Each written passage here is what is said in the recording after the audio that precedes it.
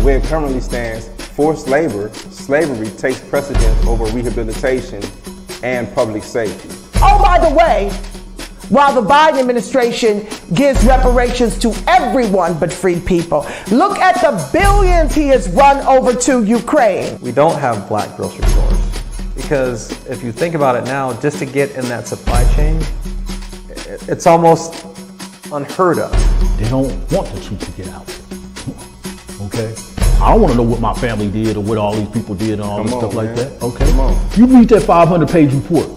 There's this thing called white superiority and black inferiority. That mindset allows all of the behaviors that we've seen across generations, allows for the construction of these policies and practices and systems and structures that continue to oppress us. This is not a handout.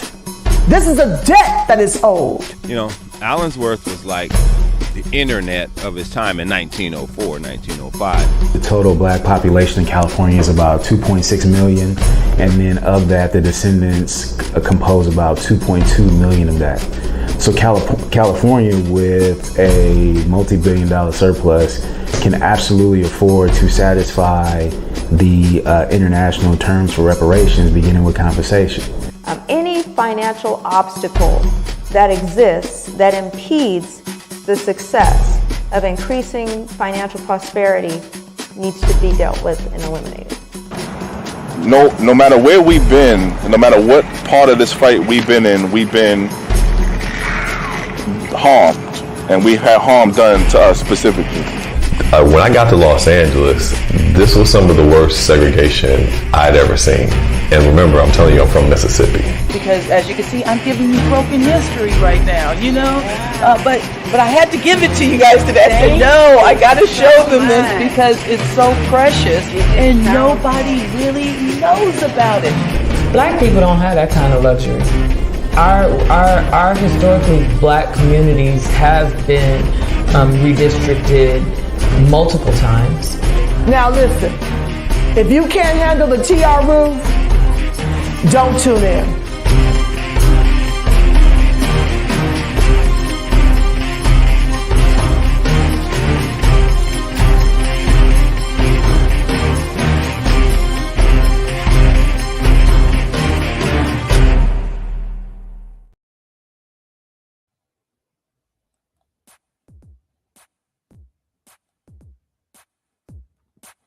Thanks everyone for joining. Tonight we are going to be reading, let me show my screen.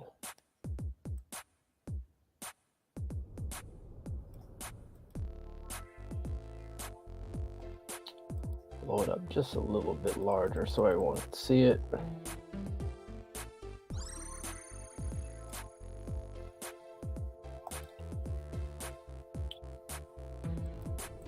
All right. So we're going to be reading the final recommendations of the task force regarding calculations of losses to African-American descendants of a chattel enslaved person or descendants of a free black person living in the United States prior to the end of the 19th century, and forms of compensation and restitution. For those who have not been following the California Reparations Task Force, they had the 15th meeting in Oakland, California, this past Saturday, May the 6th. If you did not get a chance to see it, go check it out right here on even the Mass Media Group, our YouTube page. There was actually one day. I know usually they have 2 days for the task force hearing, but for this day, there was only one. So before we begin, I just want to thank everyone for showing up. I appreciate it. I know the task force has been working hard, and the community has been working hard in pushing reparations in here for California. And also, I know there's like playoffs going on and all that other stuff. So, you know, I really appreciate y'all taking the time.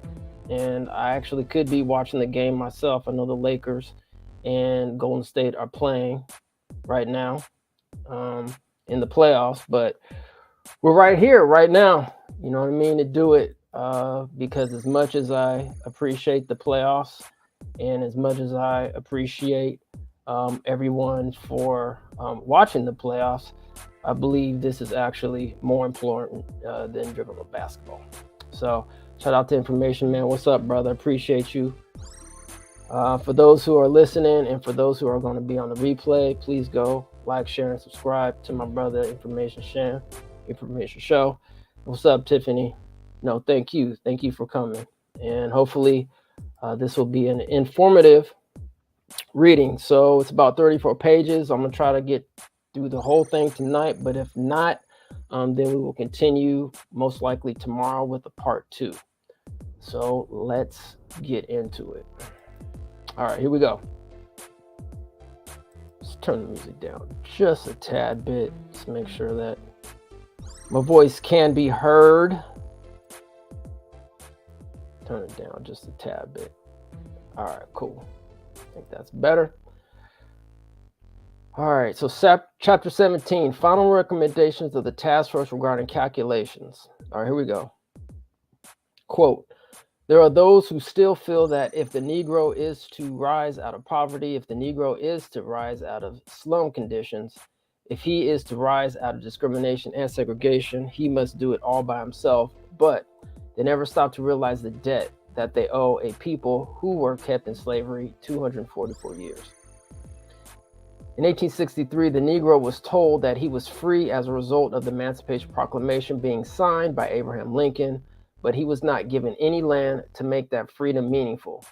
It was something like keeping a person in prison for a number of years and suddenly discovering that that person is not guilty of the crime for which he was convicted. And you don't give him any money to get some clothes to put on his back or to get on his feet again in life.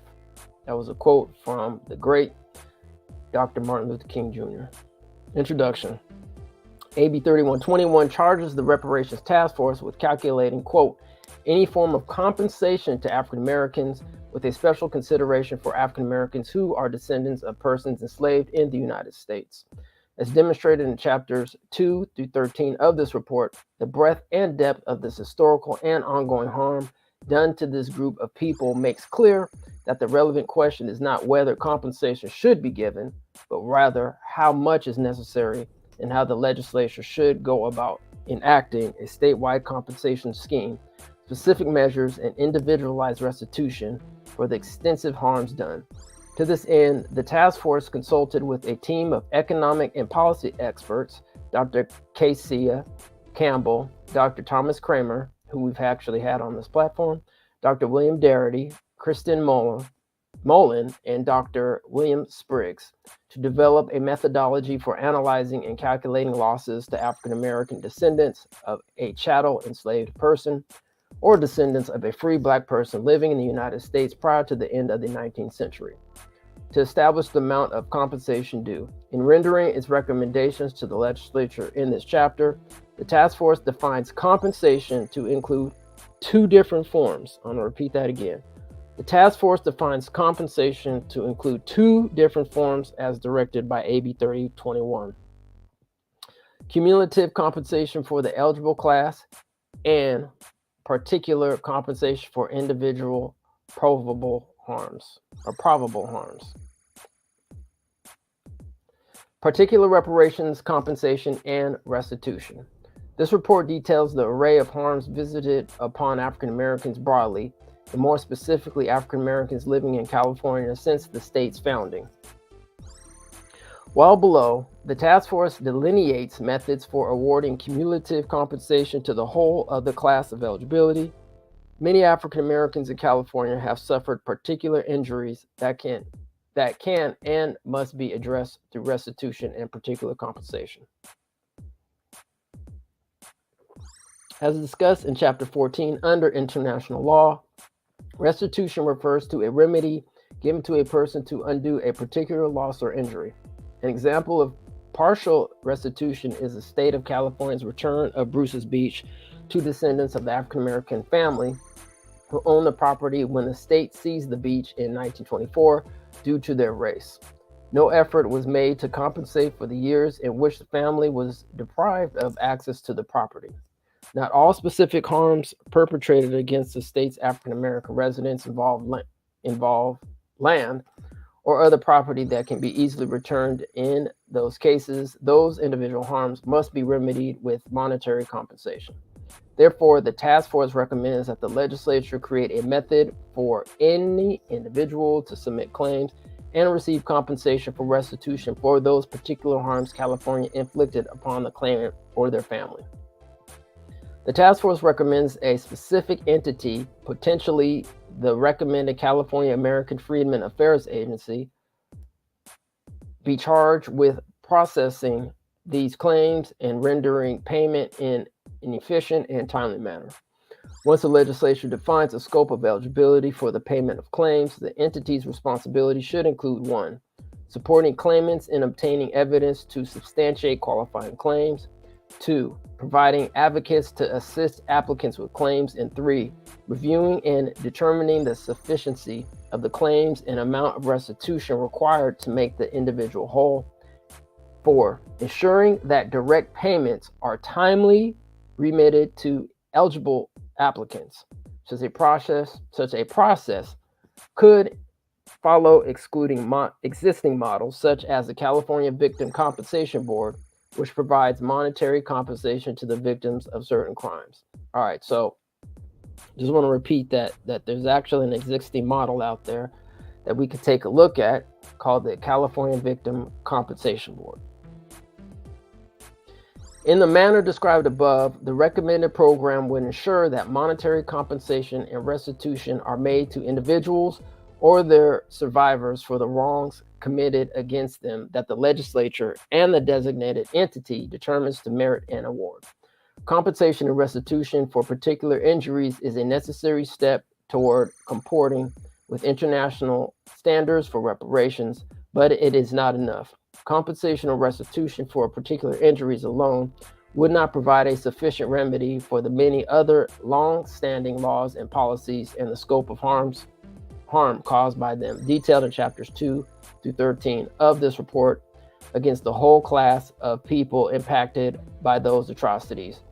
For these harms established by the detailed factual record recounted in chapters 2 through 13, cumulative monetary payments must be made. All right, let's see. Cumulative compensation. The task force defines cumulative compensation as the monetary payment owed to African American descendants of a chattel enslaved person or descendants of a free black person living in the United States prior to the end of the 19th century. Members of the eligible class, as defined by the task force, to remedy the full history of harm documented in chapters 2 through 13 of this report. Unlike particular compensation or restitution, cumulative compensation would not require any member of the eligible class to provide evidence documenting their harm. Rather, as detailed in chapters 2 through 13 of this report, the historical record demonstrates that all members of the eligible class have been affected and must receive indemnification to undo the harm done. The rest of this chapter addresses potential methods for calculating cumulative compensation. Key questions for the calculation of cumulative compensation. To develop a model for calculating collective compensation, the task force economic experts posed 4 main questions for calculating the amount of the losses to African Americans caused by California state policies for which relevant data is held by the state. First, what is the time frame for measurement of the harm? After consulting with the task force economic experts, the task force recommends that the legislature apply a different time frame for calculating damages depending on the category of harm. Since different laws and policies inflicted measurable injury across different periods of time, for example, the state's participation in the discriminatory denial of equal health care, unjust property takings, and devaluation of African American businesses began with the founding of the state in 1850 and has continued to this day. After consultations with its economic experts, the task force recommends that the legislature measure the period of harm for the specific harms considered in this chapter as follows. All right. Okay. Health harms, all right, from 1850 to present. Housing discrimination, 1933 to 1977 or 1850 to present. Mass incarceration and over policing, 1971 to present. Unjust property takings, 1850 to present. And devaluation of African American businesses, 1850 to present. All right. So those, I'm gonna put that in the chat. 5 harms. What's up, brother? CE, what's good, fam? Hope all's well with you and your family, brother. All right. Second, will there be a California residency requirement? Question. If yes, how will it be determined? The task force recommends that for cumulative reparations compensation, the legislature require eligible recipients to establish, using a low threshold of proof, their residence in California during the relevant periods of harm listed above for a minimum of 6 months or any shorter minimum length of residency defined in existing California code or regulation, for each year in which the eligible recipient might be entitled to cumulative reparations compensation. This 6-month length of this requirement is consistent with existing California law that recognizes a presumption of residency after presence in the state for 6 months. To illustrate this requirement in effect, if an eligible California has lived in the state for 5 years of a relevant period of harm, but had to travel out of state for work for 3 months in each of those years, that California would be entitled to cumulative reparations worth 5 years of residency in the state. For particular reparations, compensation, or restitution, the task force recommends that there be no separate residency requirement, as the individual would already need to separately prove that the individual was harmed by California's actions.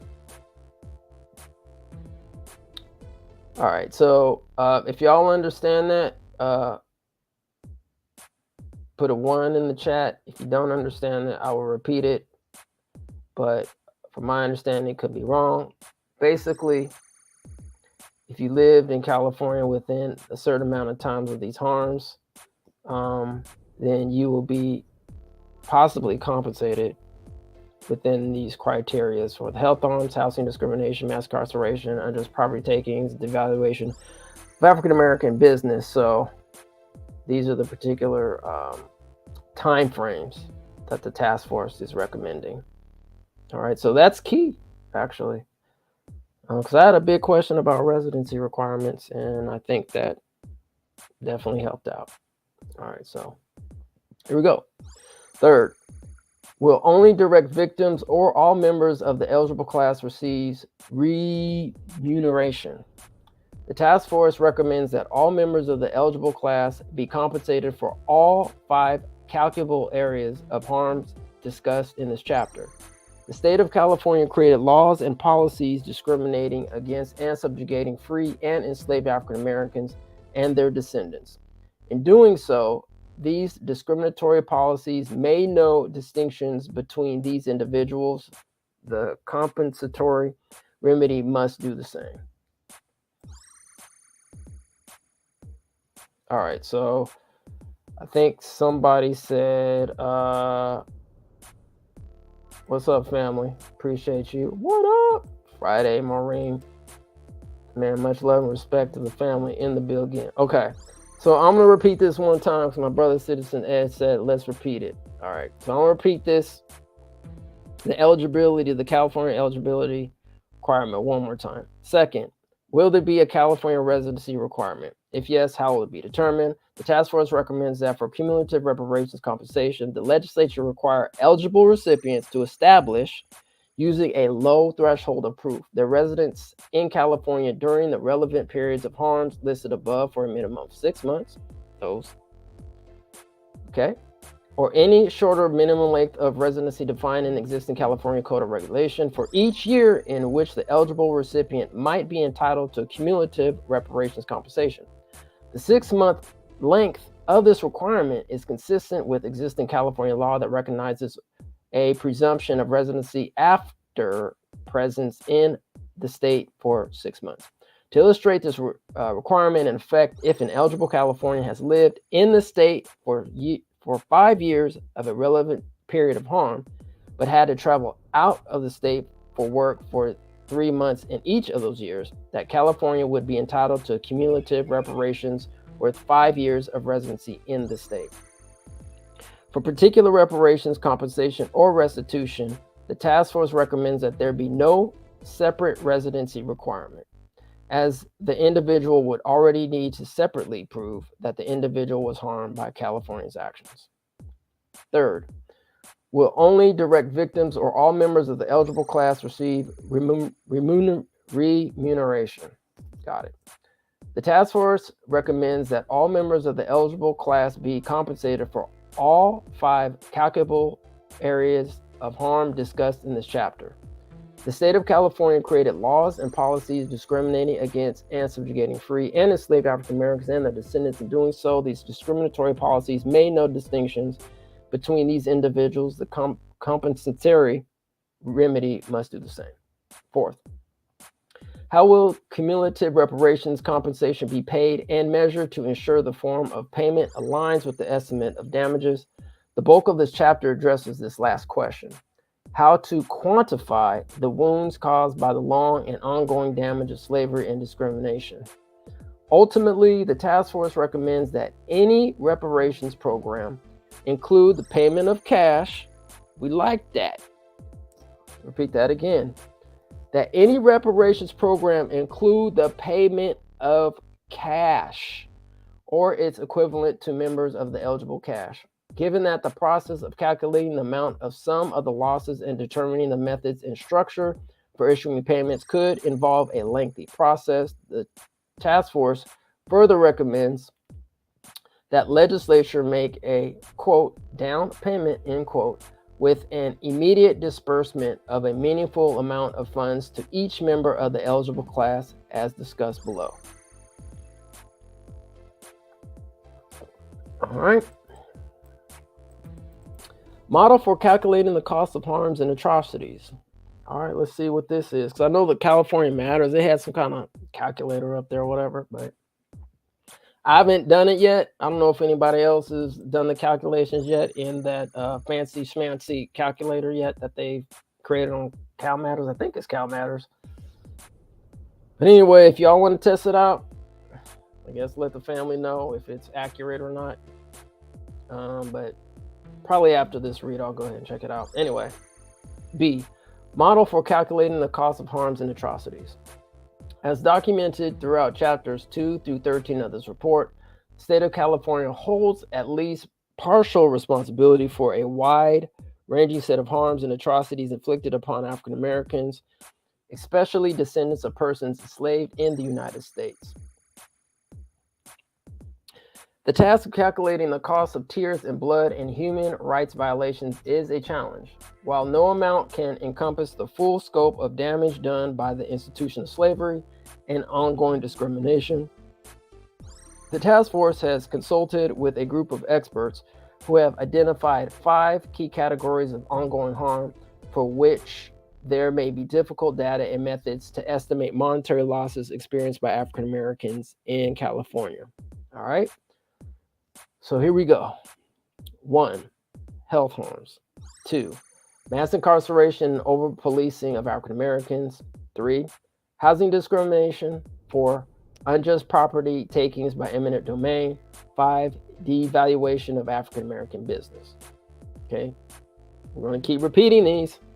Just going to repeat it real quickly one more time. Health harms, mass incarceration and over-policing of African Americans, housing discrimination, unjust property takings by eminent domain, which is really huge in California, and actually everything else, and devaluation of African American businesses. Based on available data, the task force and its economic experts have calculated preliminary estimates of monetary losses to African Americans across the first three categories: health disparities, African American, mass incarceration, and over-policing and housing discrimination. Further, the task force and its experts have identified a method for calculating losses for unjust property takings by eminent domain and devaluation of African American businesses. Though the data necessary to allow the task force experts to conduct that calculation in time for the publication of the report was not readily available from the respective state agencies, the task force recommends that when the legislature engages in its eventual determination, it releases to the public the data underpinning this calculation to allow scholars and experts to have access to this information and to better understand the process by which the costs were calculated. The list of harms and atrocities included in this chapter's calculations is not exhaustive. The task force and its economic experts focus on these 5 categories for 2 main reasons. They reflect areas where there is sufficient historical data to quantify the harm done, and they represent discriminatory policies directly attributable to the state of California, rather than federal, local, or private actors. These 5 categories may not reflect all important harms and atrocities inflicted upon African Americans in California, nor their full quantitative impact. In many instances, there may be harms or atrocities that cannot be quantified because California has not collected the required data due to Proposition 209, thanks to people like our main man, Ward Connolly. But there is currently, I believe it's SB 189. It's going to be collecting data shortly in California, so hopefully that will be helpful in assistance to some of these harms. I don't know if this is actually going to be relevant with the reparations task force or not, or the recommendations, but regardless, we definitely need that data disaggregated here in California and all across the nation. And by the way, if you haven't been following the OMB standards policies, definitely go look into that. Just Google it, OMB, see what's going on right now, because they're working on hopefully delineation as well at the U.S. Census level. Anyway, I digress. Let's go. Or the data is not readily available, for example, in occupational pay and employment discrimination, to make that calculation. The task force anticipates that the legislature will be able to add additional harms and atrocities to this list using calculation methods similar to the ones outlined below, with access to more data than was available to the task force. Since this list of harms and atrocities is not exhaustive, the total of the estimated losses to African Americans is not a final estimate of all losses. Rather, it is a very cautious initial estimate for what costs, at a minimum, the state of California is responsible. Further data collection and research would be required to augment these initial estimates. Okay, so I'm gonna repeat that again, okay? Because there's gonna be a lot of media attention around this. And I just want to repeat, this is a cautious initial assessment, okay? According to this documentation. So it's not final. So anything that y'all hearing right now, these are all recommendations, family, okay?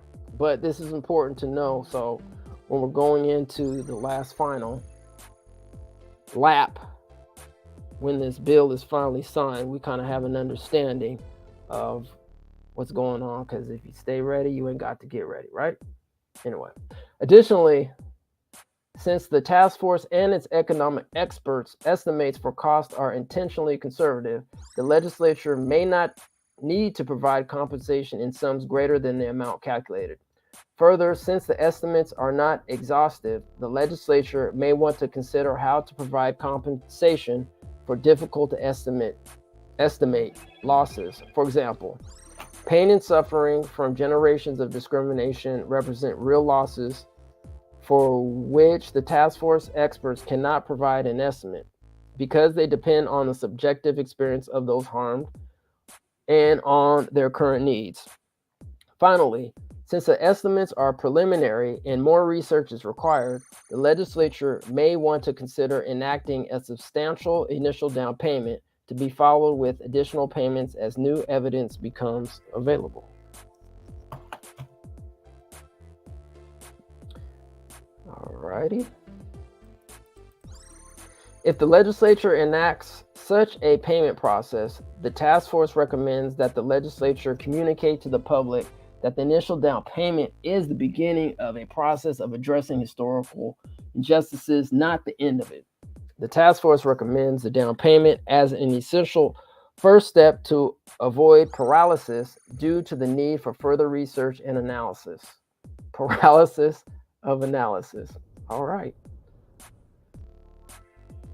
To delay is an injustice that causes more suffering and may ultimately deny justice, especially to the elderly among the harmed. Ain't that facts? Interjection. Man, shout out to our seniors and our elders. I think they should definitely be in them checks out to them first.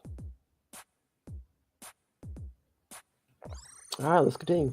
The task force also recommends the legislature consider prioritizing elderly recipients, there you go, in the rollout of compensation programs.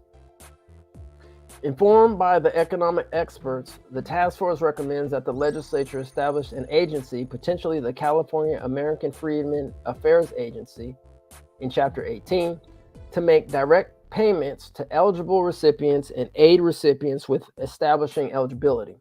This is preferable to an indirect approach where the agency oversees the distribution of resources through nonprofit community organizations. These recommendations are reflected in chapters 18 through 30 of this report, where the task force offers policy recommendations for the legislature to remedy injuries to California's African American population. Further, the task force recommends that compensation for community harms be provided as uniform payments based on an eligible recipient's duration of residence in California during the defined period of harm. For example, residents in an over-policed community during the war on drugs from 1971 to 2020. In addition, as discussed above, the task force recommends that the legislature enact an individual claims process to compensate individuals who can prove particular injuries. For example, an individual who was arrested or incarcerated for a drug charge during the war on drugs, especially if the drug is now considered legal.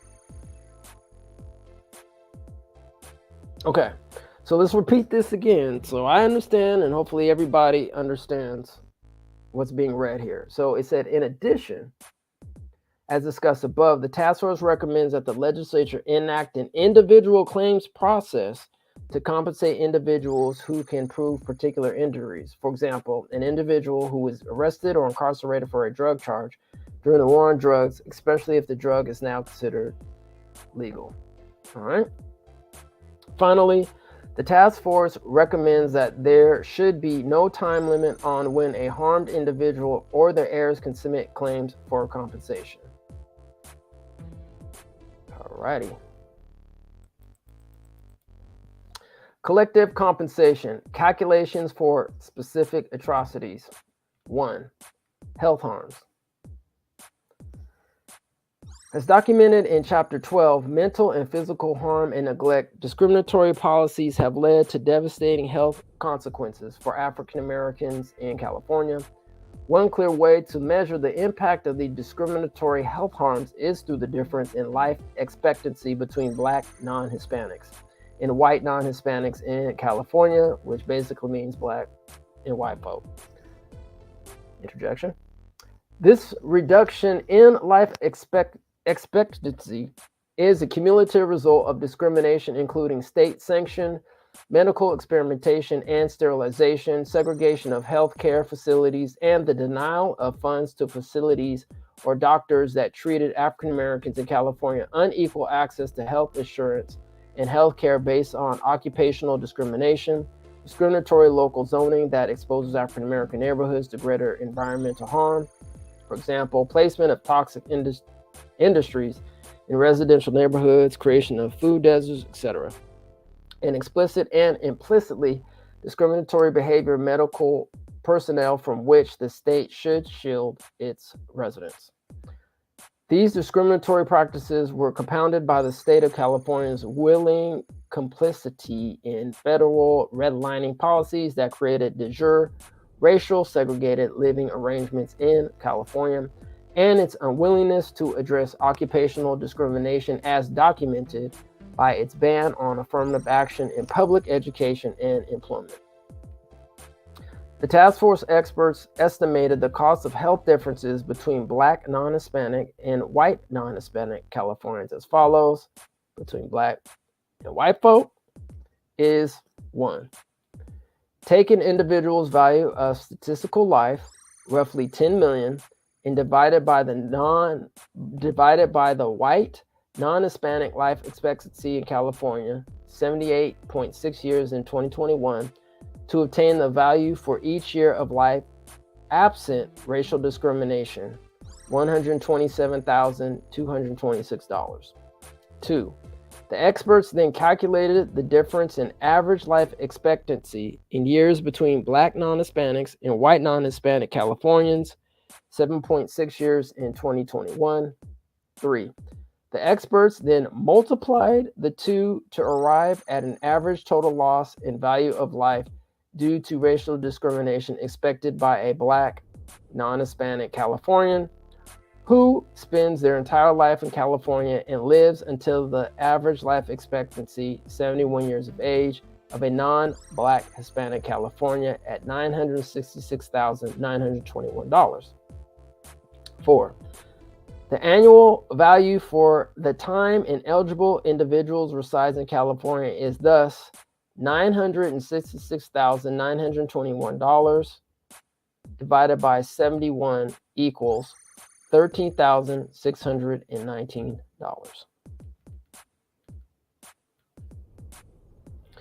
Some economists estimate the value of a statistical life in the United States to fall between $9 million and $11 million in 2020 dollars.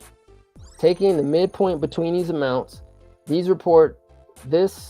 report divides 10 million by the white non-Hispanic life expectancy in California, 78.6 years in 2021, to obtain the value for each year of life absent racial discrimination, $127,226.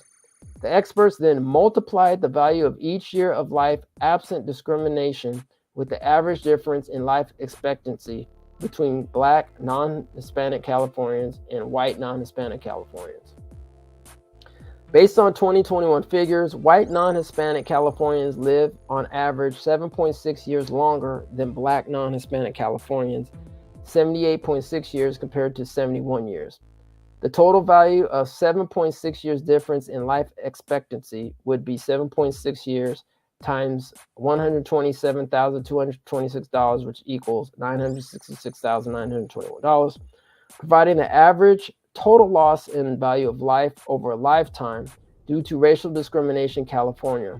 But since not every member of the eligible class will have spent the entirety of their life in California, this report calculates each African American's individual health harm by taking the average total loss in value in life due to racial discrimination in California and dividing it by the average Black non-Hispanic Californian's life expectancy, 966,921 divided by 71 years equals 13,619.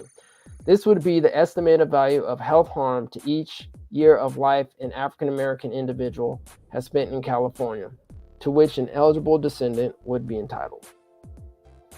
All righty. All right, so it's about 15 minutes till, so I'm gonna go till about 10 p.m. West Coast time, family, and then we will continue tomorrow because this is very important, and I'll continue until we get through the whole thing. So might be at the end of this week, might be all through the weekend. I don't know. I don't think so because it's Mother's Day, so I don't think so. Maybe we'll continue to next week. Happy early Mother's Day to the moms out there. Anyway, let's continue. Atrocity 2. Mass incarceration and over policing of African Americans. Though federal and state governments have long targeted African Americans for discriminatory arrest and incarceration, the scope of such unjust policing leaped exponentially when the war on drugs began in 1971. Survey research reveals that people of all races use and sell illegal drugs at remarkably similar rates. All right, let's repeat that again. But you know, they're always trying to throw black folks under the bus. All right. Survey research reveals that people of all races use and sell illegal drugs at remarkably similar rates. To measure racial mass incarceration disparities in the 50 years of the war on drugs from 1970 to 2020, the task force experts estimate the disproportionate number of years spent behind bars for African American non-Hispanic drug offenders compared to white non-Hispanic drug offenders, and multiplies those years with what a California state employee would have earned in an average year. All right. In doing so, the experts use the average salary for a California state employee. Let's understand, this is a California state employee, because as described in Chapter 11, Stolen Labor, incarcerated individuals were also forced to provide unpaid labor for the state. The experts also added compensation for loss of freedom, comparable to the reparation payments provided to Japanese Americans incarcerated in World War II. Through these methods, the task force experts calculated $159,792 per year in 2020 dollars, lost due to the disproportionate mass incarceration and over policing of African Americans during the war on drugs.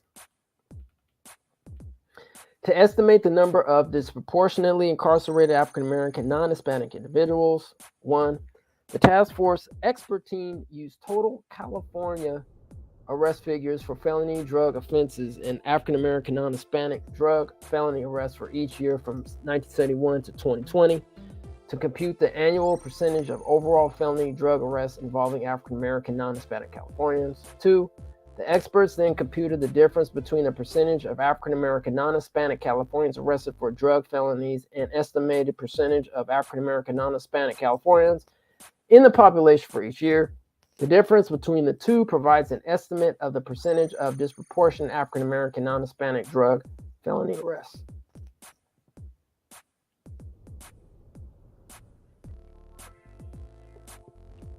Three, the experts obtained the estimated number of African American non-Hispanic Californians disproportionately arrested for drug felonies by multiplying the percentage of excess African American non-Hispanic drug felony arrests times the total number of drug felony arrests. Okay, just interjection real quick. This whole non-Hispanic thing, like, oh man, can we just say African Americans or like white Americans or like, you know what I mean? Having to add on the non-Hispanic thing is like, anyway. I'm just talking about the reading. You gotta read all this extra stuff, right? Anyway, let's continue. 4, the experts then multiplied the number of African American non-Hispanic Californians disproportionately arrested for drug felonies by the average drug possession related prison term of 1.48 years and the annual compensation amount for loss of freedom, $20,000, see above, and add the annual amounts up over the entire time period from 1970 to 2020 to arrive at a total sum of, Lord, geez. I mean, is that a number? Is that $227,858,891,023? Family, hopefully I said that right. Let me go and do this again. All right, here we go. Lord, jeez. Woo, okay. entire time period from 1970 to 2020 to arrive at a total sum of $227,885,891,023 in 2020 dollars. Cha-ching! Anyway, let's continue. Disproportionate law enforcement reduced the quality of life for all African Americans who lived in the state during the war on drugs. In rendering their calculations, the experts therefore divided the total sum of harm among the estimated 1,976,911 African American non-Hispanic California residents who lived in the state in 2020 for an amount per person of $115,276 or $115,260 in 2020 dollars, or $2,352 for each year of residency in California during the 49-year period between 1971 and 2020. African American residents in California who were incarcerated for the possession or distribution of substances now legal, such as cannabis, should additionally be able to seek particular compensation for the period of incarceration as discussed above. While discriminatory arrest and sentencing may go back to the beginning of the state of California, the phenomenon of mass incarceration in the United States has its starting point with the beginning of the war on drugs. The term was popularized in 1971 after President Nixon declared drug abuse, quote, public enemy number one in a press conference that year. An explosion of the prison population in the United States was driven by convictions for drug offenses in the war on drugs, yet scholars have observed that, quote, patterns of drug crime do not explain the glaring racial disparities in our criminal justice system. People of all races use and sell illegal drugs at remarkably similar rates. For example, the 2000 National Household Survey on Drug Abuse revealed that 6.4% of white Americans, 6.4% of African Americans were current illegal drug users in 2000. Results from the 2002 National Survey on Drug Use and Health by the United States Department of Health and Human Services revealed nearly identical rates of illegal drug use among white Americans and African Americans, with only a single percentage point between them. In the 2007 version of the survey showed essentially the same results, scholar Michelle Alexander observes. All right, if I'm correct, if this is the same Michelle Alexander, I believe she wrote The New Jim Crow, I want to say. Anyway, here we go. If there are significant differences in the surveys to be found, they frequently suggest that whites, particularly white youth, are more likely to engage in illegal drug dealing than people of color. One study, for example, published in 2000 by the National Institute on Drug Abuse reported that white students use cocaine at 7 times the rate of black students. I'll repeat that again, ladies and gentlemen. All right, the National Institute on Drug Abuse reported that white students use cocaine at 7 times the rate of black students. Use crack cocaine at 8 times the rate of black students. Let me repeat that again. Use crack cocaine at 8 times the rate of black students, and use heroin at 7 times the rate of black students. That same survey revealed that nearly identical percentage of white and black high school seniors use marijuana. The National Household Survey on Drug Abuse reported in 2000 that white youth aged 12 to 17 are more than a third more likely to have sold illegal drugs than African American youth. White youth have about 3 times the number of drug-related emergency room visits at their African American counterparts.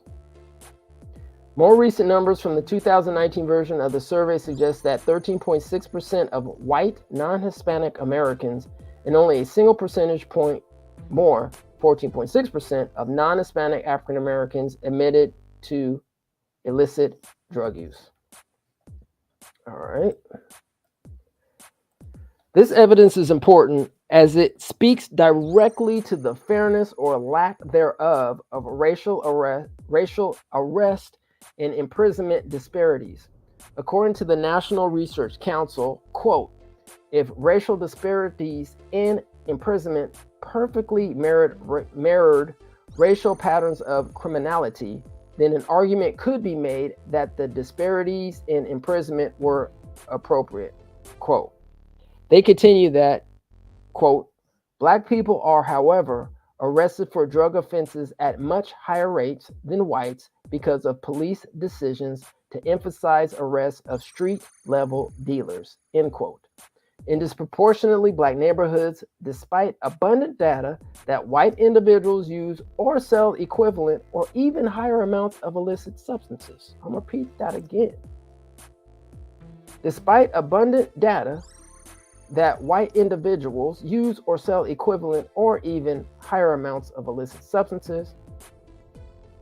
All right, as discussed in chapter 11, an unjust legal system, federal laws also imposed the longest sentences for crack cocaine offenses for which African Americans are arrested much more often than white Americans, including a 100-to-1 disparity in the punishment for crack cocaine versus powder cocaine disproportionately consumed by white users. Given the similarity between African Americans and white Americans in the number of drug offenses they actually participate in, drug possession and drug selling, racial disparities in drug enforcement should be non-existent. However, Figure 3 paints a shockingly different picture. It suggests that the massive increase in incarceration for drug offenses may be due to disproportionate arrests of African Americans. All right. So for those who aren't looking at the screen, and if you're just listening to this, I guess I'll try to describe this graph the best way that I can. So on the left-hand side of the chart, which is the horizontal side, you have the drug arrest rate per 100,000. The first line's at 0. It goes from 500, 1,000, 1,500, 2,000 to 2,500. And then on the bottom, which goes horizontal, right? So the left one's vertical. The right, which crosses it, perpendicular, goes horizontal. Starts at the years 1980, 1990, 2000 to 2010. It shows a graph of the black drug arrest per rate, and then it shows a graph of the whites per rate.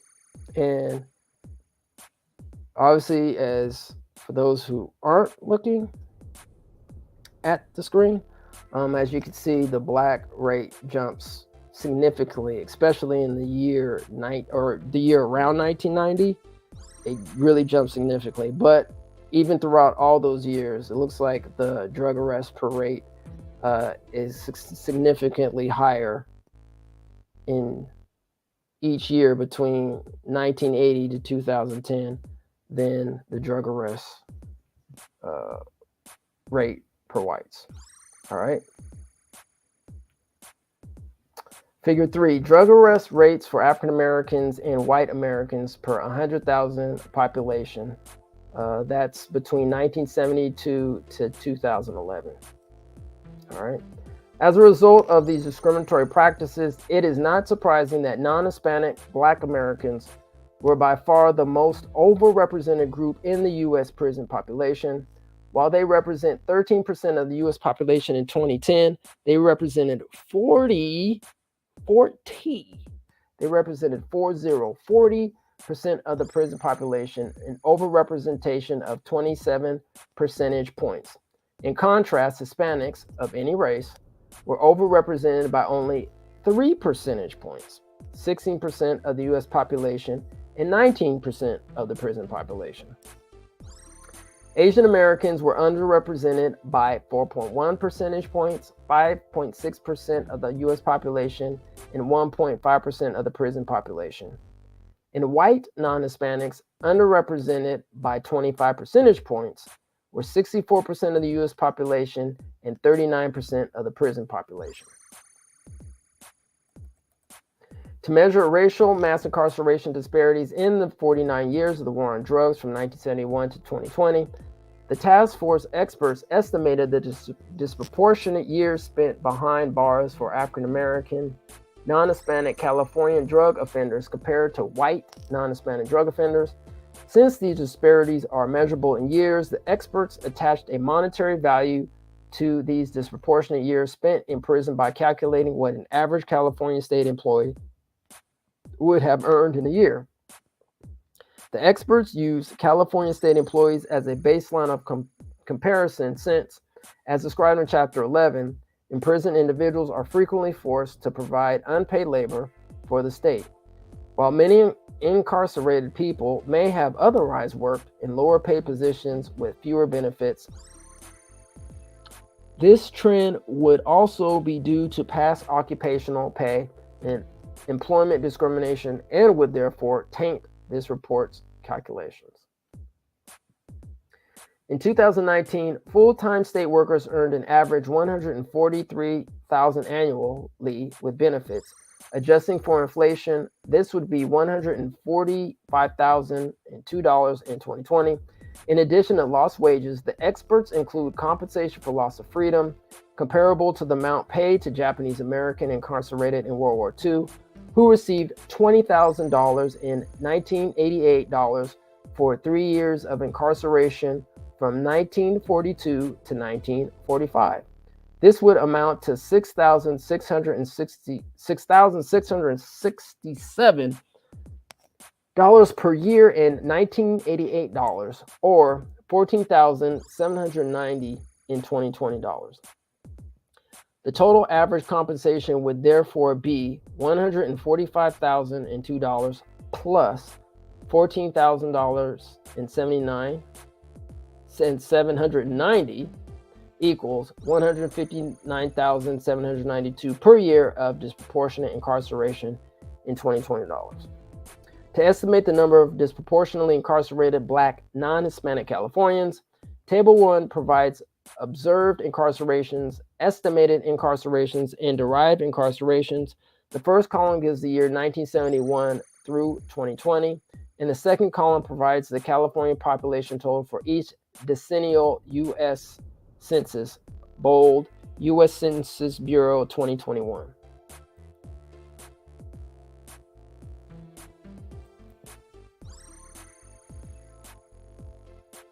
All right, here we go. With the population in each year between decennial census estimated by linear interpolation, italics. The third column gives the number of Black non-Hispanic Americans based on the population figures from the U.S. Census Bureau 2021 and the percentage of the Black non-Hispanic population from Johnson, McGee, and I don't know if it's Cuellar? I believe it's Cuellar Mejia. 2022 for each decennial census, bold print. Again, these the figures between decennial censuses are estimated using linear interpolation, italics. The next columns estimate the number of Black non-Hispanic Californians arrested for drug offenses. The fourth column in Table 1 provides the total number of arrests in California as recorded by the California Department of Justice, 2000 page 112 for the years 1971 through 1979 and 2022 for the years 1980 through 2020. The fifth column provides the total number of felony drug arrests because the California Department of Justice recorded drug felony arrests in California only for the years 1980 to 2020. 2022. The numbers for 1971 through 1979 were estimated using the 1980 drug felony arrests to calculate what percentage of all arrests in that year were drug felony arrests. All right, I'm just gonna see how Might stop here pretty soon because I thought this chapter on the drug felony arrests would stop here, but yeah, let's continue, and then we'll wrap it up after a page or two from here. Thanks again for everyone listening, and please like, share, and subscribe. Hit that bell if you haven't. Thank you. All right, let's go back here. All right, we're estimated using the 19 drug felony arrests to calculate what percentage of all arrests in that year were drug or felony arrests. 4.2195%, and applying that same ratio of drug arrests to total arrests between 1971 through 1979. Drug felony arrests of Black non-Hispanic Californians are listed in the 6th column. Again, estimated figures for 1971 through 1979, based upon the percentage of Black non-Hispanic drug felony arrests out of all drug felony arrests conducted in 1980, 28.8767%. Column 7 through 10 then compare the percentage of felony drug arrests of Black non-Hispanic Californians with the percentage of Black non-Hispanic Californians in the overall population to reflect the disproportionate rates of arrests.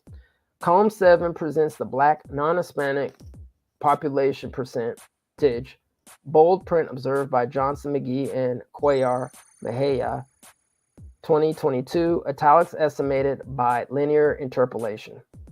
Column 8 provides the Black non-Hispanic percentage of all drug felony arrests, regular print, and is estimated for the years 1971 through 1979, based on the 1980 percentage, italics. Column 9 provides the percentage of excess Black non-Hispanic drug felony arrests and represents the difference between column 8, Black non-Hispanic drug felony arrests, as a percentage of all drug felony arrests, and column 7, Black non-Hispanic percentage of the overall California population. The calculations reflect a significant disproportionate arrest rate for Black non-Hispanic Californians for the entire observed time period. It ranges from a minimum of 8.25 percentage points in 2013 to a maximum of 29.58 percentage points in 1988. Column 10 translates this percentage into the total number of Black non-Hispanic Californians disproportionately arrested for drug felonies by multiplying the excess percentage in column 9 with the number of all drug felony arrests in column 5. Finally, the last column, 11, multiplies Black non-Hispanic excess drug felony arrests by the average drug-related prison term of 1.48 years. Ehlers and Zindenberg, 2006, page 24, and the annual reparations amount of $159,792 calculated above. The annual amounts are added up and yield the sum of $227,858,891,023, or $228 billion in 2020 dollars. All right, so here's that graph that they were referring to. I'm going to shrink it up a little bit on my screen. There's a whole bunch of numbers here, so obviously I'm not going to go through each one of these, but I'll just kind of go over maybe each line item based on every 10 years. So let's start at 1970, for example. So at the time, the California population was at, I'm just going to say estimates here. I'm not going to read the whole thing. So let's just say 19 million. Then Black non-Hispanics was at 1 million, 1.3 million. And then the total arrests, wow, 1,340,072. Drug felony arrests, no data there, no data for Black drug felony arrests. Black population percentage, 7%. All right, so, and it goes on. And then it shows you 1980. When you go to there, let's just look at excessive arrests between Black non-Hispanics. Okay, so the population at the time in 1980 was 23 million. Black non-Hispanics was 1.8 or 1,893,000. Total arrests, Jesus, 1,542,000. Drug felony arrests, 65,000. Black drug felony arrests, 18,799. Black population percentage was 8%. Black drug felony arrests percentage was 28%. Excessive black drug felony arrest percentage was at 20%. Excessive black drug felony arrests was 13,591. And the reparations amount based on 1980 would be $3,214,146. Sorry, let's do this again. $3,214,146,027. All right, so let's skip past 1990, 2000, and let's. How far does this go? Okay, let's go all the way up to 2020, shall we? All right, so and I gotta kind of scroll down there and see what I'm looking at. So please forgive me. So the California population would be 39 million. Black non-Hispanics, 1,976,000. Total arrests, 853,000. Drug felony arrests, 25,771.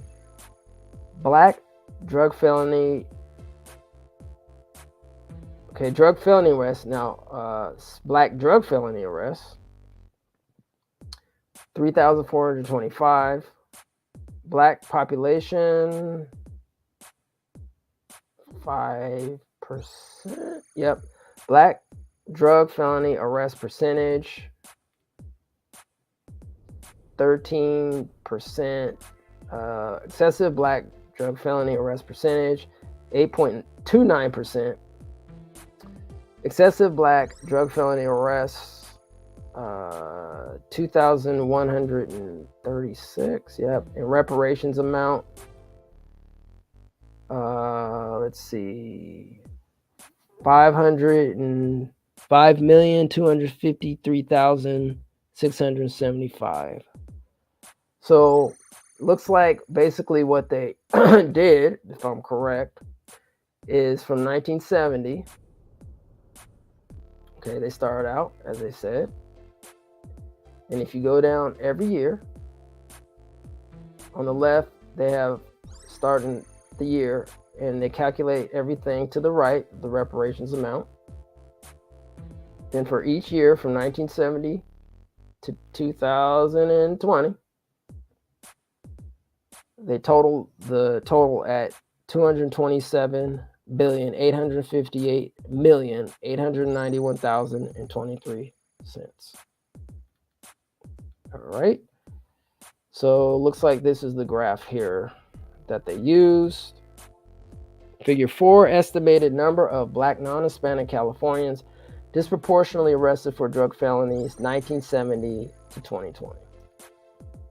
Though the figures above measure the harm perpetuated by over-incarceration through the number of black Californians disproportionately arrested for drug felonies, this system of discriminatory arrest was ultimately directed at the entire African-American community. Facts. And affects all descendants who lived in the state during the war on drugs from 1971 to 2020. All right, fellas, we're going to read the last page here, and then we're going to wrap it up. Actually, no. Woo! All right, looks like we got done with this section. And then we'll read housing discrimination tomorrow. All right. Woo! All right, here we go. For example, people in neighborhoods targeted for the war on drugs may avoid encounters with the police lest they be treated as suspects and potentially be subject to police violence. This may interfere with legitimate law enforcement investigations and may lead to elevated levels of unresolved crime. This in turn would reduce the quality of life and depress property values, which in turn would lead to underfunded schools in the neighborhood and so on. The whole neighborhood and community may suffer from disproportionate policing as consequence of the war on drugs. Thus, all those who are eligible should be compensated for lost quality of life due to racial profiling and biased law enforcement. To apportion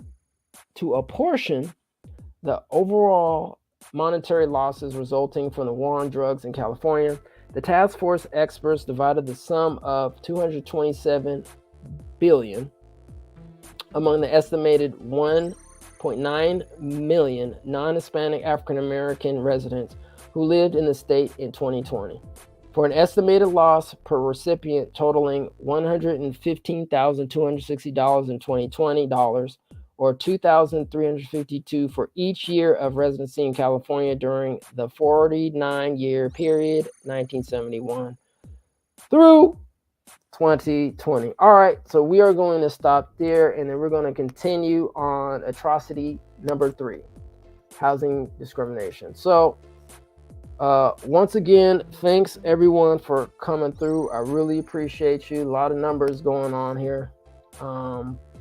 Yeah, this is crazy. Shout out to Funny Face in the building, I should say. All right. Hey. What up, CO? What's going on with you? All right.